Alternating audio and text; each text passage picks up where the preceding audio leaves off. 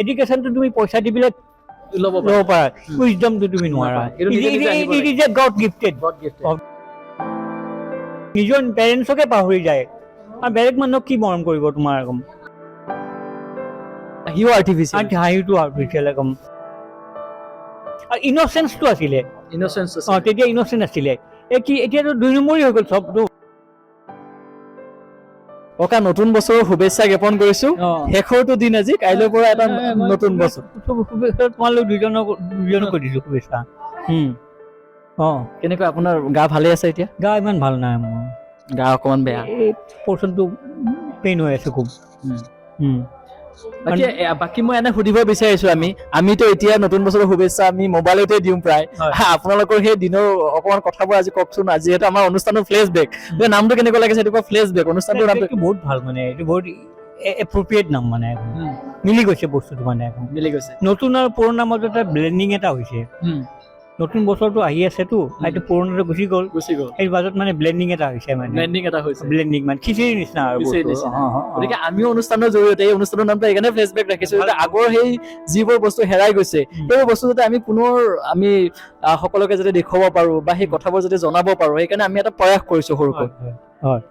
আপুনি খুব ভাল গীত গায়, গতিকে মই আপোনাক সুধি আছিলো আগৰ সেই সময়বিলাক, আপোনালোকৰ সেই সময়খিনি আগতে কেনেকে আপোনালোকে এজনে আনজনক আপোনাৰ শুভেচ্ছা বাৰ্তা আপোনালোকে পঠাইছিলে নতুন বছৰ, আৰু নতুন বছৰটো আপোনালোকে কেনেকে পাৰ কৰিছিলে আগৰ অকমান কওকচোন। সেই আগৰটো তোমাৰ মানে কি, বস্তুটো খুব নেচাৰেল আছিলে আগৰটো, মানে আৰ্টিফিচিয়েল নহয়, নেচাৰেল। মানে যিবিলাক মানে তোমাৰ শুভেচ্ছা দিছিলে সেইবিলাকো আন্তৰিকতা আছিলে ভিতৰত, তোমাৰ চবৰে মিলে।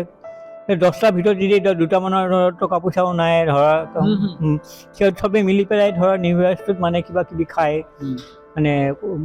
মানে একেলগে চব জেমিং কৰে আৰু মানে একেলগে এইটো আজিকালি সেই বস্তুটো নাই। আজিকালি মানুহবিলাক খুব মানি মেইনটেইন হৈছে খুব তোমাৰ চব কংক্ৰিট টাইপৰ, মানে হেৰি হৈ গৈছে, যান্ত্ৰিক। মানে সায়েন্স এণ্ড টেকনলজি যিমানে গ্ৰোথ হৈ গৈছে, মানে আমি বেছি কৰবাত মানে বেছি যান্ত্ৰিক হৈ যোৱা, আনকি সৰু সৰু ল'ৰা ছোৱালীবিলাকৰ মানে তোমাৰ হেৰিৰ পৰা গুচি গৈছে, তোমাৰ ক্ৰিয়েটিভিটি থাকে যে সেইটোৰ পৰা গুচি গৈছে। কিয়? কাৰণ সিহঁতে তোমাৰ গেমিং চেমিং কৰে নহয়, তোমাৰ মোবাইলত তোমাৰ গোটেই দিনটো, তোমাৰ তাৰ পৰা কি হৈছে, তোমাৰ গুড এফেক্টটো হোৱা নাইতো, বেয়া হৈছে, তো বেমাৰ হৈছে, হেৰি হৈছে তোমাৰ এইটো বস্তুৰ পৰা। সিহঁতে পৃথিৱীত 2খন ৱৰ্ল্ড আছে, এখন হৈছে তোমাৰ বিৰাট মানে লাইট চাইট থকা মানে পৃথিৱী, আৰু ছেকেণ্ডখন হৈছে তোমাৰ একদম আন্ধাৰ। গতিকে সেই আন্ধাৰ পৃথিৱীখনৰ বিষয়ে একো নাজানে সিহঁতে, বুজিছা নাই? তোমাৰ কেনেকৈ ৰেচপেক্ট কৰিব নাজানে, তোমাৰ এল্ডাৰলি মানুহক, তোমাৰ ইভেন সিহঁতৰ পেৰেণ্টছকো ৰেচপেক্ট কৰিব নাজানে, সেইটো কাৰণে পেৰেণ্টছবিলাকো ৰেচপনচিবল। গতিকে সিহঁতক মানে একচুৱেলি সিহঁতক এক্সপ'জ কৰি দিব লাগে, মানে যিমান দুখীয়া মানুহ আছে, how they are leading their lifes, মানে কেনেকৈ আছে, কেনেকৈ কষ্ট কৰি আছে, সিহঁতৰ কাৰণে নতুন বস্তু নিউ ইয়াৰ্ছ একোৱেই নাই তোমাৰ, সেই বেক টু জিৰ'। এনেকুৱা কিয় হৈছে? এতিয়া এজনে আনজনক সন্মান নকৰা হৈছে, ৰেচপেক্ট নকৰা হৈছে, ভাল নোপোৱা হৈছে। সেই আগৰ যোনবিলাক সম্পৰ্ক আছিল, আত্মীয়তা, সেই আত্মীয়তা কৰবাত নহয় কৰবাত যেন হেৰাই গৈছে। এতিয়া হেৰাই যাবই। তোমাৰ নতুন, মই তোমাক ক'লোৱেই নহয়, তোমাৰ ইনফৰমেশ্যন টেকনলজি আহিছে, নতুন তোমাৰ টেকনলজি বহুত আপগ্ৰেডেশ্যন হৈছে। তোমাৰ লাহে লাহে মানুহবিলাকৰ চব মানি মেইনটেইন হৈ গৈছে, চবকে ডলাৰ লাগে, চবকে কৰ্পৰেট ৱৰ্ল্ডত মানে সিহঁতে হেৰি কৰে, কিন্তু নিজৰ পেৰেণ্টছকে পাহৰি যায় আৰু বেলেগ মানুহক কি মৰম কৰিব তোমাৰ। গতিকে চব আৰ্টিফিচিয়েল হৈ গৈছে। তোমাৰ হাঁহিটোও আৰ্টিফিচিয়েল হৈ গৈছে, মানে হাঁহিটো আৰ্টিফিচিয়েল এইটো মানে ডিপ্ল'মেচি মানে, আৰু তোমাৰ আচলতে মই ভিতৰৰ পৰা হাঁহিছো এইটো নহয় তোমাৰ। ভালপোৱাটো নাইকিয়া হৈ গৈছে তোমাৰ, ভালপোৱা একদম নাইকিয়া হৈ গৈছে। আৰু একচুৱেলি এইটো ৰেচপনচিবিলিটি হৈছে তোমাৰ গোটেই একচুৱেলি এই নতুন জেনেৰেশ্যনটো, মানে যিটো তোমাৰ সিহঁতৰ নিউ জেনেৰেশ্যনৰ তোমাৰ এই মাক বাপেকবিলাক একচুৱেলি তাৰ কাৰণে এণ্টায়াৰলি ৰেচপনচিবল তোমাৰ। তাহাঁতে তাৰমানে সিহঁতটো নিশিকায়, যেনেকৈ ধৰা এতিয়া নিজৰ কাণ্ট্ৰি ধৰ নিজৰ এখন ষ্টেট তোমাৰ অসমীয়া, তোমাৰ সিহঁতে তোমাৰ ডাঙৰ তোমাৰ ভাষণ দিয়ে, তোমাৰ বাহিৰত নিজৰ ল'ৰা ছোৱালীয়ে তোমাৰ অসমীয়া মানে অৰ্থটোকে নাজানে, বুজিছা নাই? গতিকে সেই তেনেকুৱা এটা আৰ্টিফিচিয়েল ৱৰ্ল্ডত মানে গোটেই মানুহ ইয়াৰ কাৰণে আজিকালি মই আপোনাক এইটো সুধিব বিচাৰিছো, আজিকালি বাচ্ছাবিলাকো যদি চাওঁ সিহঁতে মানে মোবাইলতে ব্যস্ত হৈ থাকে। আগতে যেনেকৈ আমি জোনাক ৰাতি আপোনাৰ ঢাৰি পাতি আমাৰ আইতা বা ককাই আমাক সাধু শুনাইছিলে, আমি সেই সাধুবিলাক শুনো, বা তাৰ কাৰণে আমাৰ দেউতা মাহঁতেও আমাক সেই কথাবোৰ শিকাইছিলে। তুমি চোৱাচোন এটা কথা কওঁ, মই সাধুবিলাক শুনি কিমান ভাল লাগে চোৱাচোন।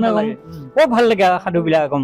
এইটো এটা লেচন কি সাধুটো যে কয় নহয়, লাষ্টত এটা লেচন দিয়ে তোমাৰ।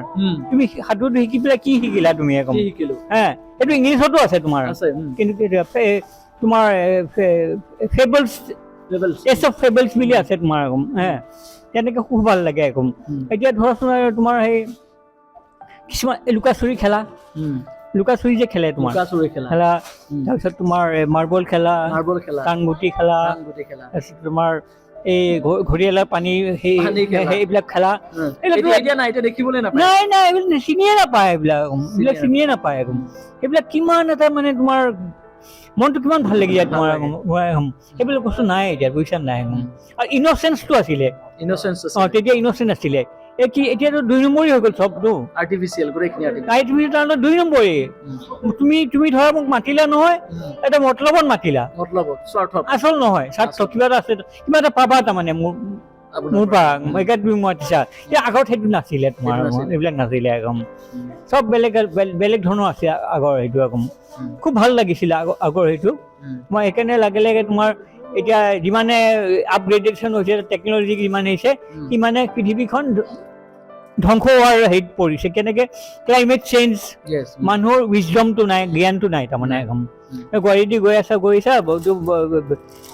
গ্লাছৰ বটলটো বিলে পেলাই দিলা একদম হাততে, কোনোবা এজন মাহিৰা তাতে সোমাই গ'ল, তোমাৰ ভৰিটো তেজ ওলালে, হেৰি ওলালে একদম।